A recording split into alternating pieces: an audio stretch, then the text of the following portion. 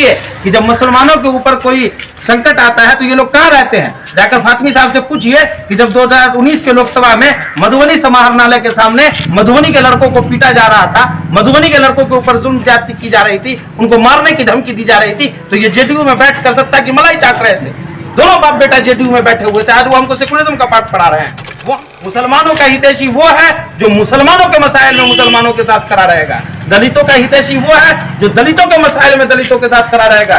सिर्फ वोट लेने के लिए कोई किसी का हितैषी नहीं है। आज आपको वोट चाहिए तो आप मधुबनी पहुंचे हैं, कल आप चुनाव हार के फिर दरभंगा पैक हो जाएंगे, फिर मधुबनी झांकने नहीं आएंगे। 2019 में यही फातमी साहब है ना जो बसपा का सिंबल लेके आए थे और यहाँ प्रेस क्लब में के पंचायत किए थे, और जब इनको लगा कि भाई हमारा कोई जनाधार नहीं है तो 2019 में जो वापस गए फिर 2024 में आए। तो सिर्फ राजनीतिक तौर पर पीड़ित है। एक तरफ भाजपा है जो बिल्कुल निकम्मा और निठल्ला है, दोनों बाप बेटा मधुबनी को तबाह करके रख दिया।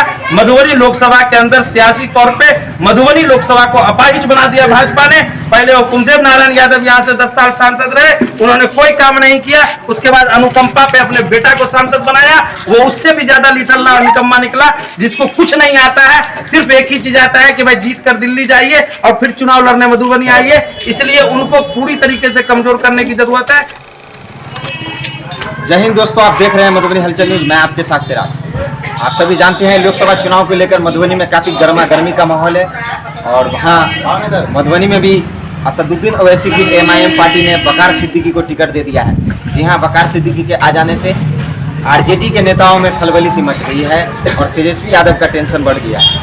आइए जानते हैं MIM के कुछ पार्टी के नेता, साथ ही साथ कुछ वर्कर और MIM को चाहने वाले, उनसे जानते हैं क्या कहते हैं इस चुनाव के लिए।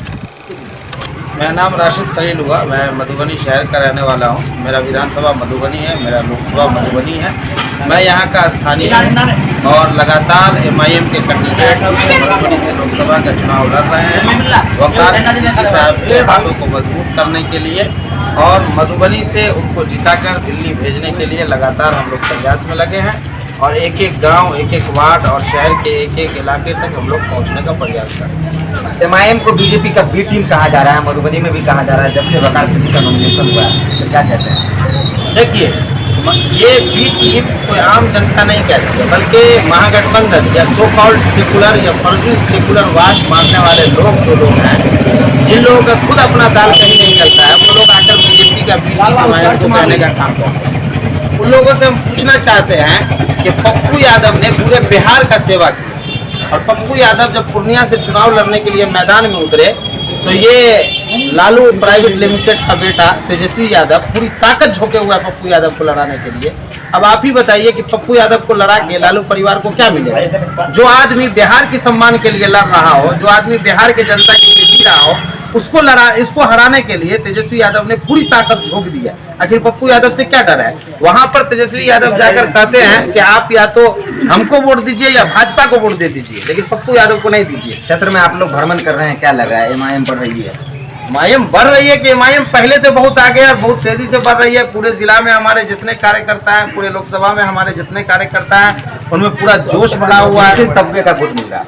तमाम तबके का वोट मिल रहा है। भाई, हमारी जो राजनीति है, हमारी जो सियासत है, ये कोई धर्म पे बेस्ड नहीं है, कोई जाति पे बेस्ड नहीं है, बल्कि हम सबकी पॉलिटिक्स कर रहे हैं। यही वजह है कि हमने शिवहर लोकसभा क्षेत्र से एक राजपूत के बेटा राणा रंजीत को टिकट दिया।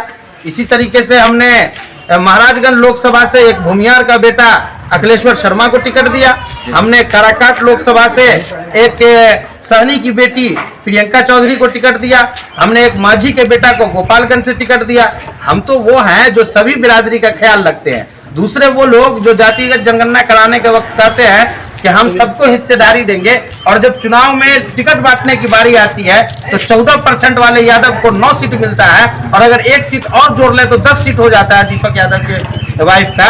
और जिस सहनी का कोई वोट नहीं है, कोई जनाधार नहीं है RJD के साथ, सेकुलर पार्टी के साथ, उस 2% सहनी को 3 टिकट मिलता है और पूरा सम्मान मिलता है। और 18-20% वाले मुसलमान को न टिकट मिलता है न सम्मान मिलता है। 4 सीट मिला है, 4 सीट में मधुबनी से अली अशरफ फातमी है। क्या नहीं लगता है आपको अली अशरफ फातमी एक्सक्लूड हो जाएंगे वकार सिद्दीकी के आने से? वैसे भी फातमी साहब चुनाव जीत कर आ रहे हैं, सिर्फ मुसलमान के वोट से कौन चुनाव जीत जाता है भाई?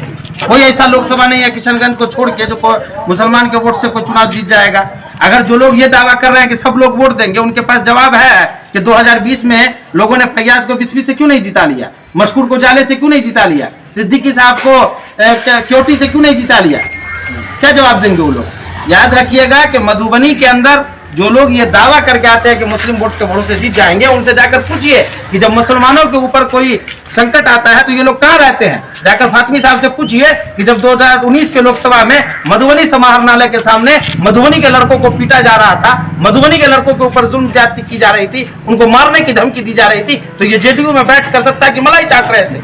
दोनों बाप बेटा जेडीयू में बैठे हुए थे। आज वो हमको सेकुलरिज्म का पाठ पढ़ा रहे हैं। वो हमको सिखा रहे हैं कि मुसलमानों का हितैषी कौन है। मुसलमानों का हितैषी वो है जो मुसलमानों के मसाइल में मुसलमानों के साथ खड़ा रहेगा। दलितों का हितैषी वो है जो दलितों के मसाइल में दलितों के साथ खड़ा रहेगा। सिर्फ वोट लेने के लिए कोई किसी का हितैषी नहीं है। आज आपको वोट चाहिए तो आप मधुबनी पहुंचे हैं, कल आप चुनाव हार के फिर दरभंगा पैक हो जाएंगे, फिर मधुबनी झांकने नहीं आएंगे। 2019 में यही फातमी साहब है ना जो बसपा का सिंबल लेके आए थे और यहाँ प्रेस क्लब में पंचायत किए थे, और जब इनको लगा कि भाई हमारा कोई जनाधार नहीं है तो 2019 में जो वापस गए फिर 2024 में आए।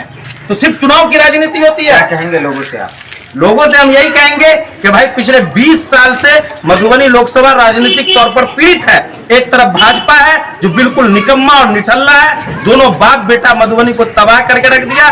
मधुबनी लोकसभा के अंदर सियासी तौर पे मधुबनी लोकसभा को अपाहिज बना दिया भाजपा ने। पहले हुकुमदेव नारायण यादव यहाँ से 10 साल सांसद रहे, उन्होंने कोई काम नहीं किया। उसके बाद अनुकंपा पे अपने बेटा को सांसद बनाया, वो उससे भी ज्यादा निठल्ला और निकम्मा निकला, जिसको कुछ नहीं आता है। सिर्फ एक ही चीज आता है कि भाई जीत कर दिल्ली जाइए और फिर चुनाव लड़ने मधुबनी आइए। इसलिए उनको पूरी तरीके से कमजोर करने की जरूरत है। साथ ही महागठबंधन में आप देख लीजिए 2009 में यहाँ से महागठबंधन चुनाव हार के गई, 2014 में हार के गई, 2019 में हार के गई। इससे ये साबित हो गया, इससे साबित हो गया कि महागठबंधन के अंदर हराने की पावर ही नहीं है। इसलिए एमआईएम यहाँ अपना जगह बना रही है। और हम तो कहना चाह रहे हैं महागठबंधन के नेताओं से कि भाई अगर आपको ऐसा लग रहा है कि भाजपा जीत जाएगी तो आइए, बड़ा दिल दिखाइए। आपको दरभंगा मधुबनी के लोगों ने सम्मान दिया, 4 बार आप सांसद रहे, एक मर्तबा बक्कार सिद्दीकी जो गरीब परिवार का बेटा है, सामान्य परिवार का बेटा है, आइए उनको गले लगा के समर्थन दे दीजिए और भाजपा को दोनों आदमी मिलकर हराते चलिए। बहुत बहुत शुक्रिया आपका। और भी खबरें देखने के लिए हमारे साथ जुड़े रहे, देखते रहे मधुबनी हलचल।